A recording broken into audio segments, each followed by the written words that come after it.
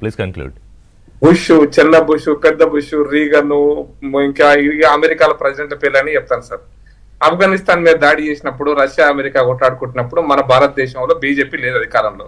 ఏం పాత్ర వహించామో మీకు తెలుసు, నాకు తెలుసు.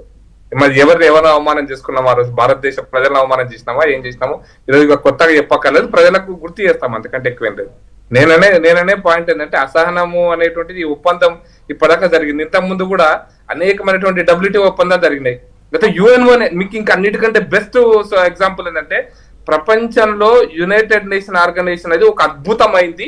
ఇంతకంటే గొప్పది అసలు ఈ అఖండ అంటే ఈ ఖగోళంలో కూడా ఉండకపోవచ్చని నెహ్రూ గారు కీర్తించినటువంటి రోజుల నుంచి ఆ రోజు ఏ అంశం మీద కాశ్మీర్ UNOకు పట్టుకపోయి UNO అంటేనే ఇక అసలు పెద్ద దేవదూత అన్నట్టుగా పెడితే ఈరోజు UNO పరిస్థితి ఏమైందో ట్రంప్ గారి మార్గదర్శనంలో ఈ రోజు యునైటెడ్ WHO నుంచి విడ్రా అయినటువంటి అమెరికా అసలు ఆయన UNO వద్దనే కదా స్పెషల్ పీస్ మండలం కమ్ టు దట్ పాయింట్. నేను అదే వస్తున్నా.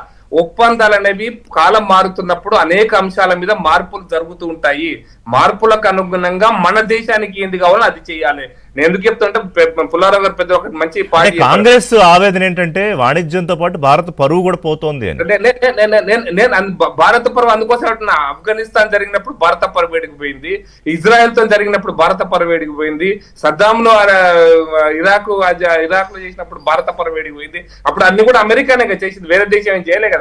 ఇవన్నీ కూడా చేసింది అమెరికానే కదా. అర్జెంటీనా మీద ఇంగ్లాండ్ పై యుద్ధం చేసినప్పుడు భారత పరువు వేడికిపోయింది. ఇవన్నిట్లో మన విదేశాంగ విధానంలో నెహ్రూ కాలం నుంచి ఈ రోజు దాకా భారత పరువు ఎప్పుడుందో ఎప్పుడు పోయిందో చరిత్ర తీస్తే మనకు అర్థమవుతుంది సార్. పరువు ఎప్పుడు ఉంచుకున్నామో ఎప్పుడు పోగొట్టుకున్నామో దాని లోపలికి పోదలుచుకోలేదు. కానీ ఏ ఒప్పందం కూడా శాశ్వతంగా ఉండదనే విషయం గుర్తుపెట్టుకోవాలి సార్. ఇది మనం అర్థం చేసుకోవాలి. మన అవసరాలకు మన దేశ అవసరం. పుల్లారావు గారు చెప్పిన పాయింట్ కరెక్ట్. ఆఫ్ఘనిస్తాన్ తోటి తాలిబాన్లు మన విమానాన్ని హైజాక్ చేస్తే మనం పోలేని పరిస్థితి ఉండే. ఈరోజు తాలిబాన్ మనకు దోస్తానే అయిపోయింది.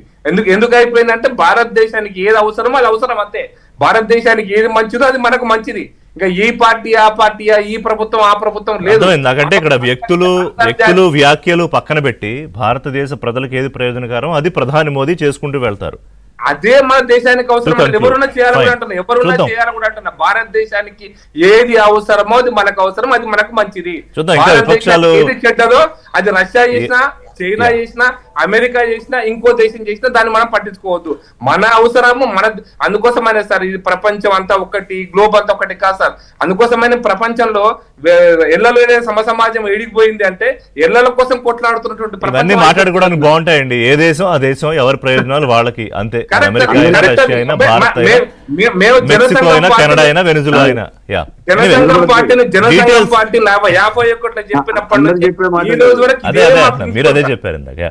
సో మోర్ ఆఫ్ డీటెయిల్స్ మనం అంటాం కదా, devil lies in the details అని. అవి వస్తే తప్ప మనం ఎన్ని లక్షల కోట్లు కొంటామా, లేకపోతే అక్కడ ఆయిల్ కొంటామా, ఎక్కడ ఆయిల్ కొన్నామా, ఇవన్నీ కూడా డీటెయిల్స్ వస్తాయి. ఫైనల్ ట్రేడ్ అగ్రిమెంట్ జరిగాక దాని వీకెండ్. కంటకి చికెన్ ఇంపోర్ట్ అయినప్పుడు జరిగింది ఇదే కదా. కంటకి చికెన్ ఇంపోర్ట్ చేసుకున్నాం భారతదేశానికి. Thank you Prakash.